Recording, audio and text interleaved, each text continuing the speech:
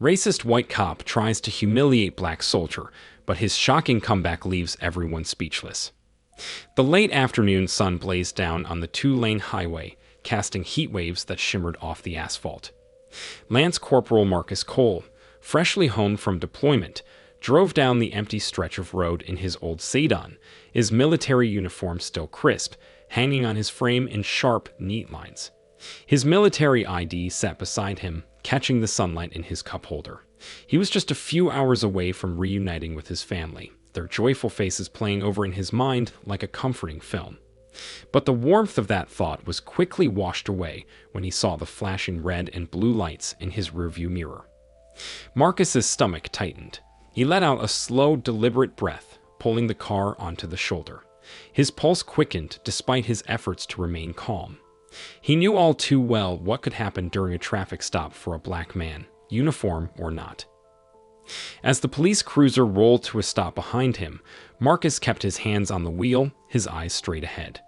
The officer, Officer John Davis, a man known in town for being tough, especially on men like Marcus, stepped out of his car, walking slowly toward Marcus's vehicle. His mirrored sunglasses hid his expression, but the deliberate pace of his boots crunching on the gravel hinted at authority, maybe even something more dangerous. Marcus's thoughts raced. Do I record this? Should I grab my phone? He hesitated. Reaching for his phone could be seen as threatening. Keep your hands visible. Don't provoke him, he reminded himself. The last thing he wanted was to give Officer Davis any reason to escalate the situation. His fingers hovered near his phone for a moment longer before he slowly decided against it, keeping both hands on the wheel instead.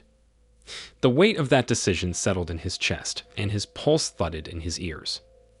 License and registration, Davis barked as he reached the window, barely glancing at Marcus before his eyes landed on the uniform.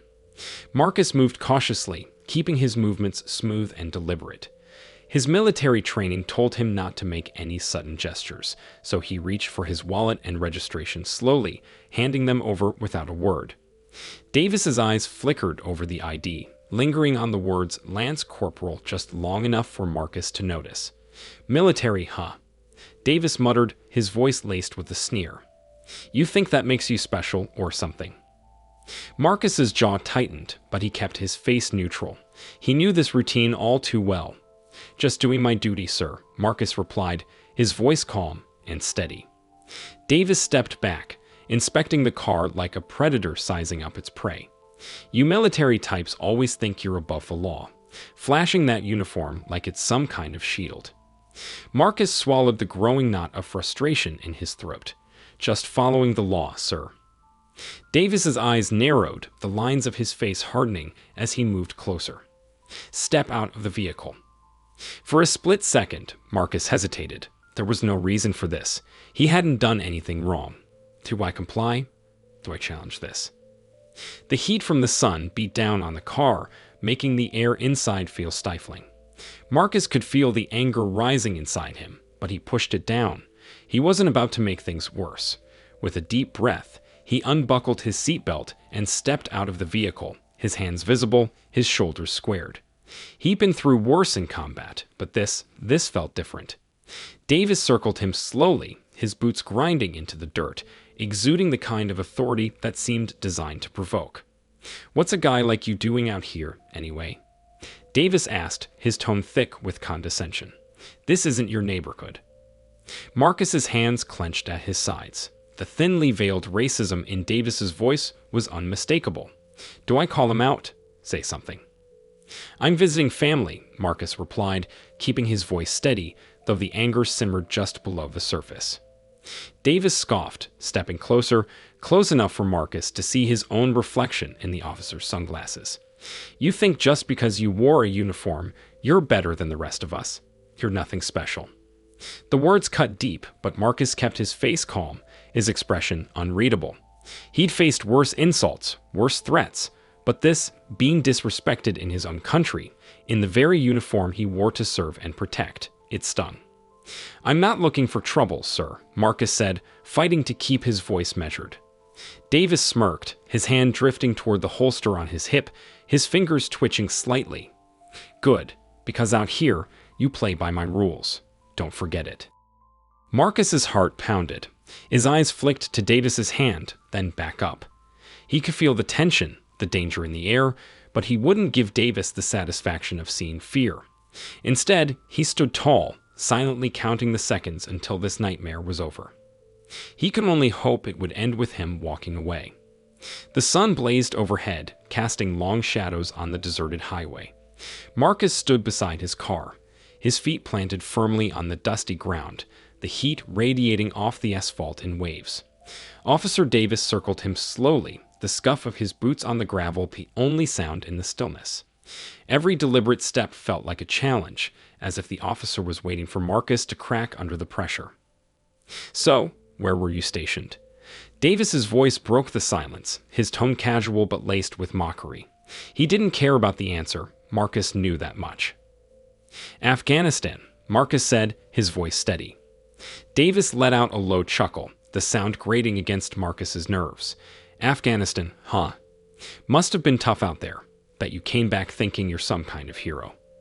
Marcus clenched his teeth, the words crawling under his skin, but he didn't take the bait. He had faced far worse, enemy fire, insurgent ambushes. But this felt different. Here, the battlefield wasn't thousands of miles away. It was right in front of him. He wasn't armed. He wasn't in enemy territory. Yet somehow, this moment felt just as dangerous. Is staying calm really enough? A nagging voice echoed in his mind. Davis leaned in closer, his breath hot in the stifling air. "Your job, huh? And now you think that uniform makes you untouchable?" The venom in Davis's voice was unmistakable. Marcus could feel the tension creeping up his spine. His training told him to stay calm, not to react, but part of him was questioning everything. Is this really victory? Staying quiet, composed, or is it just survival? The thoughts swirled, but Marcus kept his expression neutral, biting the inside of his cheek to keep himself grounded. He'd come this far by keeping control, but control felt hollow when every step was about shrinking into silence, swallowing the frustration. Was that strength or surrender? Davis straightened, smirking as he took a step back. "Spread your arms." Marcus complied, raising his arms. He had been searched before, countless times, but this wasn't protocol. This was about control. The pat-down was slow, methodical, each touch a reminder of the power Davis wielded. Why didn't he say something? Stand his ground? "You military types always think you're special," Davis muttered as his hands moved over Marcus's shoulders and down his sides. "But out here, you're just like the rest of them." The words hit harder than Marcus expected. The rest of them. He knew what Davis meant, and it was like a slap to the face. Did it even matter that he wore the uniform, had served his country? Or would he always be just another black man on the side of the road? When Davis finally stepped back, his smirk widened. "Get back in the car," he ordered, voice dripping with false authority. "I'm not done with you yet." Marcus moved slowly, his body tense as he slid into the driver's seat. His eyes flicked to the rearview mirror, catching Davis swaggering back to his patrol car. Why had he complied so easily? Why hadn't he pushed back? The questions gnawed at him. He wasn't weak, but sometimes survival felt too much like defeat. Seconds stretched into minutes as Davis leaned into his cruiser, probably searching for anything to justify the stop. Marcus's grip tightened on the steering wheel. His thoughts raced, flipping between anger and doubt. Would standing up to Davis have changed anything? Or would it have made things worse? Was staying calm really the answer, or was it just the price of surviving this moment? Finally, Davis returned, handing Marcus a piece of paper without even a glance in his direction. "Busted taillight," Davis said, feigning politeness. "That's a ticket." Marcus knew his taillights were fine. He checked them before he left. This was just a power move, another way to humiliate him. His lips tightened into a thin line as he glanced down at the ticket. What was the point of all this? Had staying quiet spared him from something worse, or had it only fed Davis's sense of control? "Thank you, officer," Marcus replied, his voice measured. He wasn't about to give Davis the satisfaction of seeing him rattle, but inside, the frustration churned. Had he won anything here, or had he just walked away because that's all he could do? Davis leaned in again, lowering his voice. "You should be more careful," he said, his tone laced with something darker. "Wouldn't want anything worse to happen." Marcus's heart pounded, the words clinging to him like a threat. Should he say something? Push back. Instead, he nodded, stepping back toward his car, his face a mask of calm. He could feel Davis's eyes on him, waiting for any sign of defiance. Was this what victory looked like? Swallowing every insult, every threat, just to walk away? Or was it something else entirely? As Marcus pulled back onto the highway, the tension in his chest began to ease, but the questions still lingered. The road ahead was empty, stretching for miles, but Marcus knew the battle wasn't over. He fought his way through war zones, survived life-threatening situations, but here, on this stretch of highway, it felt like the war had just begun. Was staying calm really a victory, or was it just the price of living another day? Marcus drove in silence, the low hum of the engine blending with the faint rustle of wind through the open window. The sun, now sinking below the horizon, bathed the fields in shades of amber and gold, but he barely noticed. His mind was elsewhere, still trapped in that moment on the side of the road with Officer. Davis's smug grin burning in his memory. He had done everything right, kept his composure, controlled his emotions, followed protocol. But as the encounter replayed in his head, a question gnawed at him. Was that really victory? Or was it just survival? The tightness in his chest hadn't gone away. The anger, the frustration, it all simmered beneath the surface, barely contained. He could feel it in the way his hands gripped the steering wheel, the way his breath came out in slow, measured exhales. Davis's words still echoed, like a taunt he couldn't shake. "You should be more careful. Wouldn't want anything worse to happen." The passive-aggressive threat had been clear as day. The hatred Davis felt for him, for what he represented, had been obvious too. Marcus had faced enemies overseas, but nothing stung quite like being treated as the enemy in the country he had fought to protect. How many more times would he have to endure this? How many more battles like this one? Was staying calm really the answer? A part of him wasn't sure. Maybe resisting was enough, maybe it wasn't. He felt like he was stuck between two worlds, the soldier trained to handle pressure and keep his cool, and the black man constantly confronted with the reminder that his very existence was a threat to people like Davis. His family came to mind, their faces flashing before him. His mother's gentle smile, his father's firm handshake, his siblings' teasing laughter. They were the ones who had raised him to be strong, to keep his head high no matter what the world threw at him. They had taught him resilience, taught him to rise above. But today felt different. Was keeping calm really strength? Or was it just another way to survive in a system that was stacked against him? He thought about the uniform he wore, the pride that came with it, the years of service, the sacrifice. It had meant something when he first put it on. He had believed in its power to protect him, to shield him from the worst of the world. But now, with Davis's sneer still fresh in his mind, Marcus wasn't so sure. What good was the uniform if, in moments like this, it couldn't even buy him basic respect? His gaze flickered to the side mirror, catching the distant image of a patrol car, long since gone. But the feeling of being watched lingered, that heavy, oppressive gaze that judged him not by his actions, but by the color of his skin. A voice in the back of his head whispered, "You could have pushed back. You could have said something, done something." But he hadn't. And wasn't that the real victory? He hadn't let Davis provoke him, hadn't given the man the satisfaction of seeing him lose control. But even as that thought surfaced, it felt hollow. He hadn't let Davis win, but he hadn't exactly won either. All he had done was survive. "Maybe that's all you can do," Marcus muttered under his breath. But another part of him pushed back against that idea. No, he had won something more. By staying calm, by keeping his dignity intact, he had taken something from Davis, a silent victory that the officer wouldn't even realize. He hadn't let the man reduce him to the stereotype he so clearly wanted to see. And yet, even as he clung to that thought, Marcus couldn't shake the sense of frustration that came with it. Why did winning have to mean staying quiet? Why did strength have to look like patience in the face of disrespect? It wasn't that he regretted his actions. He knew he had made the right choice for his safety, for his future. But part of him resented the fact that it had to be that way. Why was it always on him to de-escalate, to defuse, to walk away? The miles rolled by, the open road stretching into the distance.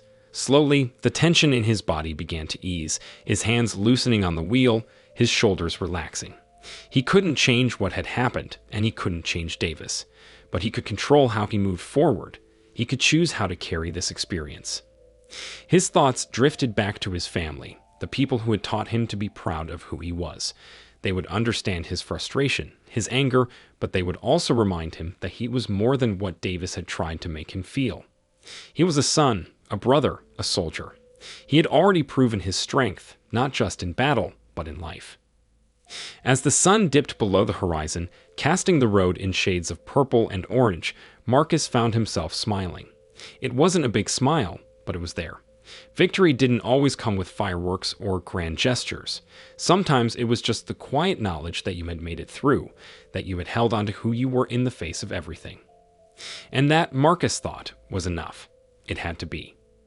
The road ahead was long, but Marcus knew he would keep driving.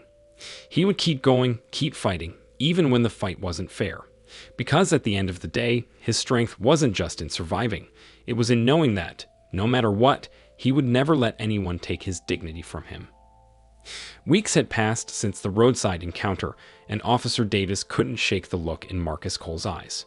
The calm, the control, it gnawed at him. At first, Davis tried to bury the memory, telling himself it was just another day on the job. But something about that moment had stuck with him in ways he hadn't expected. One evening, Davis was sitting alone in his living room, flipping through the channels, his wife out visiting family for the weekend. The news droned on in the background, and he barely paid attention until a report caught his ear. Another incident of police misconduct, raising questions about racial profiling. His gaze snapped back to the screen. The footage showed a similar scene to the one Davis had been a part of. A black man pulled over, calm and compliant, while the officer grew increasingly aggressive. The clip showed the man being wrongfully arrested, and Davis felt a pang of guilt, recognizing the signs of his own behavior in that officer's posture, in his words. The TV cut to a heated debate, with one commentator discussing the lasting harm caused by systemic racism, especially when it came from law enforcement. Davis shifted uncomfortably in his chair, the weight of the conversation settling in. He switched off the TV, but the thoughts didn't stop. He had been like that officer. He had been part of the problem. The next morning at the precinct, Davis found himself even more on edge. He snapped at a rookie cop for asking a simple question, and his boss pulled him aside. "Davis, you've been a damn bulldog lately," his boss said, frowning. "I've been getting complaints, citizens saying you're too harsh. What's going on?" Davis stared at the floor, the weight of the news report still fresh in his mind. He had been working longer hours, stressed by financial issues at home and the pressure to keep up appearances at the job. He felt like his world was spiraling, but those weren't excuses. It hit him. He had taken all of that out on the people he was supposed to protect, including Marcus Cole. "I've been thinking about that," Davis admitted, his voice low. "I need to fix some things." His boss raised an eyebrow. "You're a good cop, Davis, but good cops need to keep themselves in check. If something's bothering you, talk to someone. Don't let it bleed into the job." That conversation pushed him into action.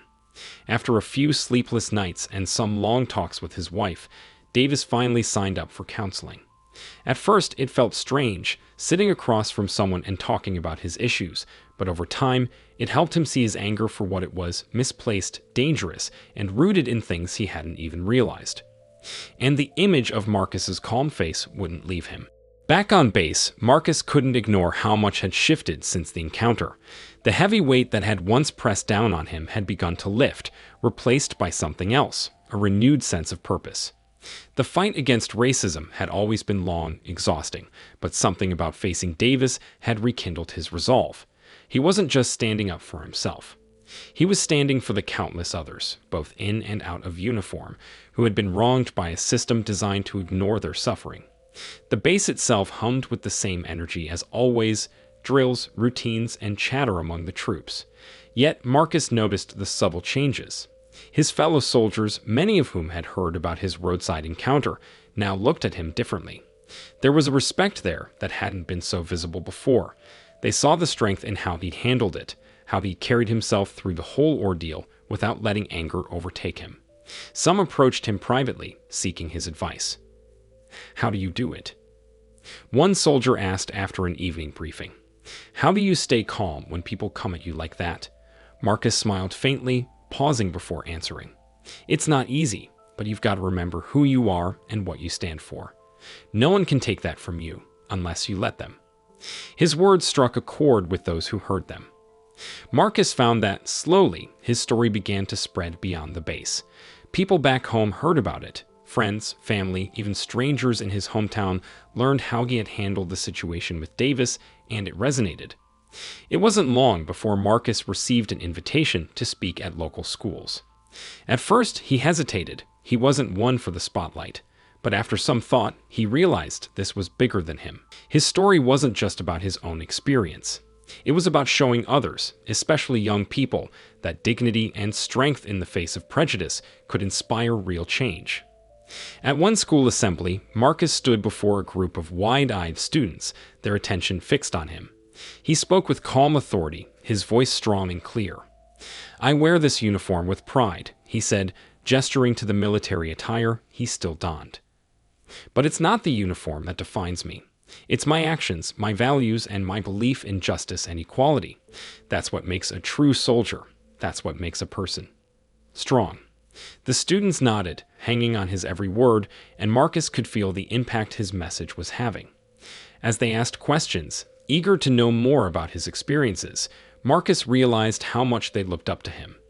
It wasn't just his military service they admired, it was how he carried himself with grace and unflinching dignity in the face of discrimination. But even as Marcus's story became a source of inspiration for others, there was still one loose thread: Officer Davis. Weeks after the apology, Marcus found himself thinking back to the look on Davis's face that day outside the base. The awkwardness, the hesitation, the shame. Davis had clearly been wrestling with his own guilt, but Marcus wondered if the apology had been enough to spark any real change. Then, unexpectedly, Davis reached out. It came as a letter, delivered quietly one evening after Marcus had returned from a long day of training. The envelope was plain, the handwriting almost hesitant. Marcus opened it cautiously, unsure of what to expect. Inside, Davis had written, "Lance Corporal Cole, I wanted to write this because I felt like our last conversation wasn't enough. Apologizing in person was difficult, but it didn't explain everything. I've been trying to understand what I did that day, why I acted the way I did. There's no excuse for it, but I wanted to tell you something personal, something I haven't shared with many people. My father was a cop. He wasn't kind to anyone, least of all to me. I grew up watching him use his badge to push people around, and as much as I hated him, I ended up following in his footsteps. I guess I thought that's just what being a cop meant, control, power. But lately, I've started to realize how wrong I was. After our encounter, I've been going to counseling. It's been tough, but I'm trying to break the cycle. That day, I saw you, and I guess part of me was reacting to all the things I've been fighting inside myself. I don't expect you to forgive me, and I don't think one apology fixes everything. But I wanted to let you know I'm working on myself. I want to be better. Maybe I'm too late, but I'm trying." Officer Davis Marcus read the letter twice, then a third time. He let the words sink in, feeling a mixture of emotions. He didn't forgive Davis, not yet, but he recognized the struggle in his words. Marcus had always believed that change was possible, but only if someone was truly willing to face their own darkness. That night, Marcus folded the letter and tucked it into his drawer. It wasn't the end of the story. There was no neat resolution. But there was something in those words that spoke to the slow, painful process of growth. And for now, that was enough. In the weeks that followed, Marcus continued to make his voice heard, both on and off the base. He spoke not just about his own experiences, but about the broader fight for justice and equality. He knew the road ahead was still long, that the fight against racism and injustice was far from over. But he also knew that he had the strength to keep going. One evening, as the sun set behind the horizon, Marcus stood outside his barracks, watching the sky darken. He inhaled deeply, the air cool against his skin. The weight of the past months had lightened. He was standing tall, stronger for having faced the battle, not with fists, but with patience, integrity, and the belief that real change, however slow, was always worth fighting for. And in the end, that was what mattered most. Months had passed since the encounter with Officer Davis, but Marcus hadn't let the memory fade. He knew his experience was only a small part of a much larger struggle, and he wasn't the type to sit idle. Action was what counted, and that's exactly what he intended to bring. As he stood in front of the crowd gathered at the community center, Marcus wasn't just thinking about the speech he was about to give. He was thinking about the youth mentorship program he had helped create, the town hall meetings he'd organized to foster dialogue between residents and law enforcement, and the nights spent brainstorming with local activists on how to keep the momentum going. Today's not about just hearing me speak, Marcus began, his voice steady and strong. It's about what we do after we leave here. He scanned the faces in the crowd, young people, elders, families, all of them waiting for something more than just words. They were looking for action, and Marcus was ready to give it to them. The rallying cries are important, Marcus continued, but we need plans.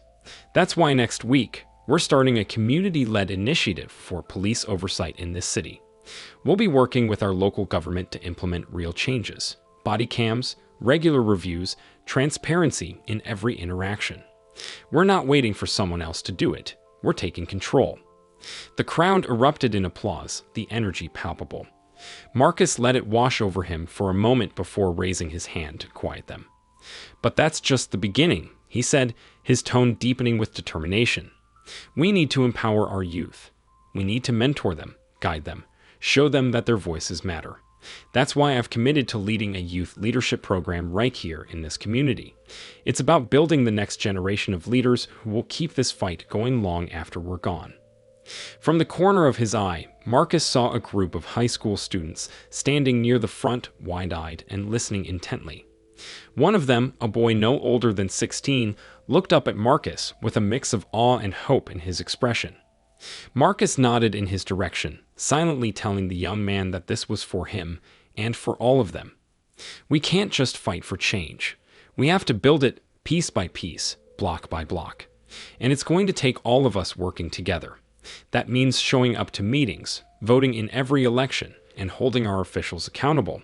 It means not waiting for the next crisis to react, but building systems that prevent them in the first place. The crowd's applause rose, but this time, Marcus didn't pause. He was in his stride now, laying out the roadmap for real, tangible change. Let's keep pushing, Marcus said, his fist rising in solidarity. Let's show this world that we're not just here to be heard, we're here to be felt. We're here to make our voices count in every corner of this city, in every classroom, in every precinct. He looked out over the crowd, his heart swelling with pride as he saw their determination reflected back at him. He knew they were ready. He was ready. And as the cheers roared around him, Marcus couldn't help but think back to the road that had brought him here. The humiliation, the anger, the quiet victories. But more than that, he thought about the future, the roads he was helping to pave now, not just for himself, but for the generations to come. He wasn't done fighting. Not by a long shot, but today, in the heart of his community, with his people beside him, Marcus knew that the battle was already shifting. Together, they were no longer just resisting. They were creating. And in that creation, they were finding the real power. Together, Marcus called out, his voice rising above the cheers, "We will win." As the crowd roared in agreement, Marcus stepped down from the podium. His work was far from over, but the steps he had taken, real steps, were already creating ripples. And for the first time in a long time, he felt the weight of the world lift just a little. With every hand he shook, every plan he set into motion, Marcus was no longer just a man reacting to injustice. He was a man shaping the future.